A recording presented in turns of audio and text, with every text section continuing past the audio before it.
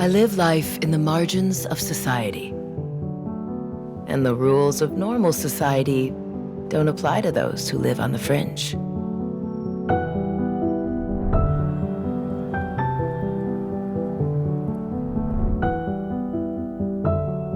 As the Art Deco siren, Tamara de Lempicka anticipated some of the key elements of Art Deco through her paintings. Tamara really invented her own style. Nobody had ever seen anything quite like it.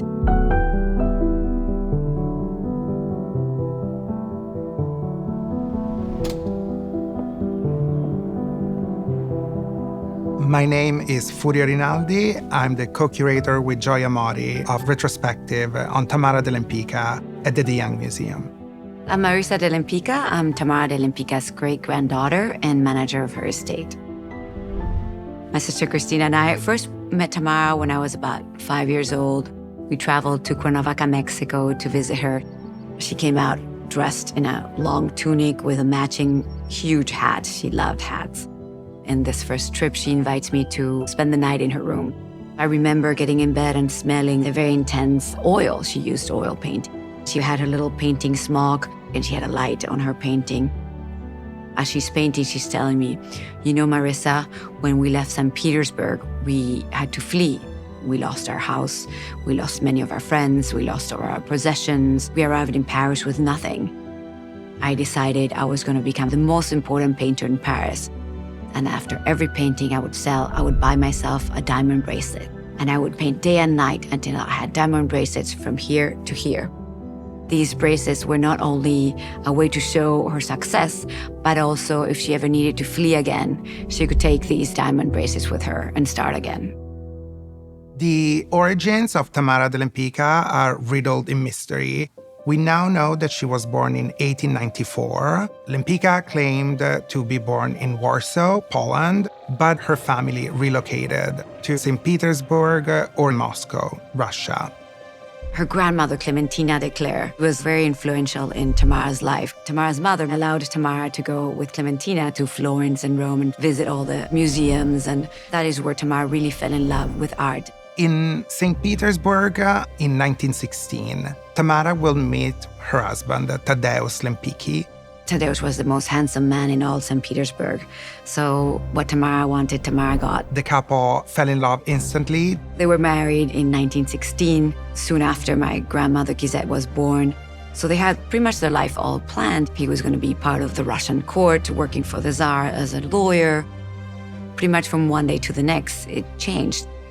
1917 is kind of a watershed moment for the history of Russia, which will see the monarchy of the Tsar being overthrown.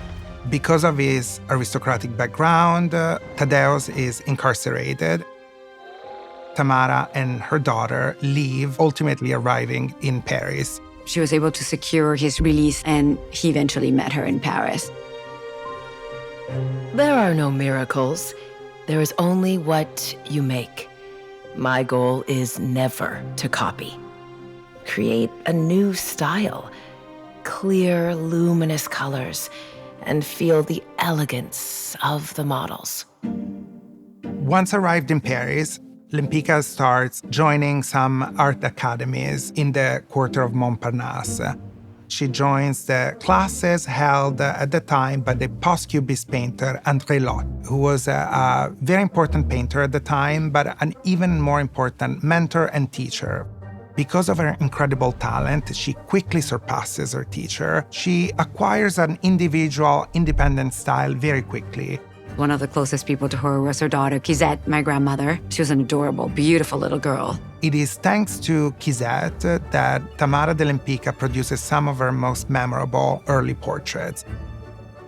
One of them is certainly Kizet at the balcony. I love this painting because it portrays Kizet kind of in a mischievous way, and she has kind of a little defiant look. It is a very captivating painting. It is life-size. Kizet is looking at us in kind of a melancholic way, but the posture of her body, kind of occupying the entire height of the canvas, makes it absolutely memorable and possibly one of Lempicka's earliest masterpieces. No other family member or sitter appears as much in Lempicka's painting as Ira Perrault. Ira Perrault is certainly one of the most fascinating of Lempicka's muses, but most importantly, she was her longtime girlfriend. She is the subject of Portrait of Ira P. with the calla lilies, where Ira appears wrapped in a beautiful silk white dress, holding a giant bouquet of calla lilies. The only touch of color other than white is the beautiful red shawl, the red fingernails, and the red lips. La Belle Raffaella is also a very significant work. It shows Raffaella, who was one of Lempicka's lovers. It shows her naked body lying down, and we see it from a certain very specific perspective from below. It is a point of view that mimics Lempicka's. She's not looking at us. Unlike the many nudes from the Western art tradition that were done by male artists and for the male gaze, Raffaella in this painting is self-absorbed in her own pleasure, kind of showing the unabashed power of female sexuality. One of my favorite paintings is a portrait of her husband, Tadeusz, my great-grandfather. His neck wrapped in a beautiful pearl gray scarf, black trench coat, set against the usual background of skyscrapers. I feel you can see his soul. He was a very handsome man, but you can also see his sadness. As her career as an artist was surging and thriving, her marriage was slowly falling apart. As Tadeusz, who was very much of a conservative background. He wanted Tamara to be the way she was when they married in St. Petersburg, and life had changed. Tadeusz did not really tolerate Lempicka's affairs with both men and women, her abuse of cocaine, and the habit that she has of listening to Wagner at full volume while she was painting. They divorced the same year of the execution of the portrait, and very meaningfully, if one look closely, the left hand, where the wedding band of Tadeusz should be, is purposefully left unfinished.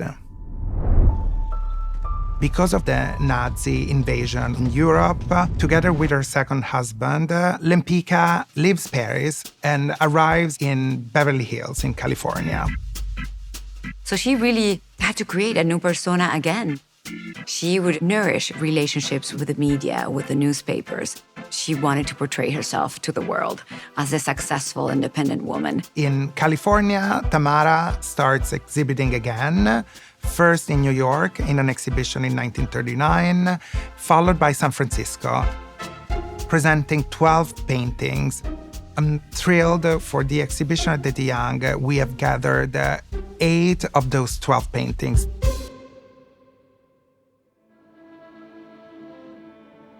I was the first woman to paint cleanly, and that was the basis of my success. From 100 pictures, mine will always stand out. The exhibition aims to introduce Tamara de Lempicka and her defining role in the evolution of the Art Deco to the American audiences.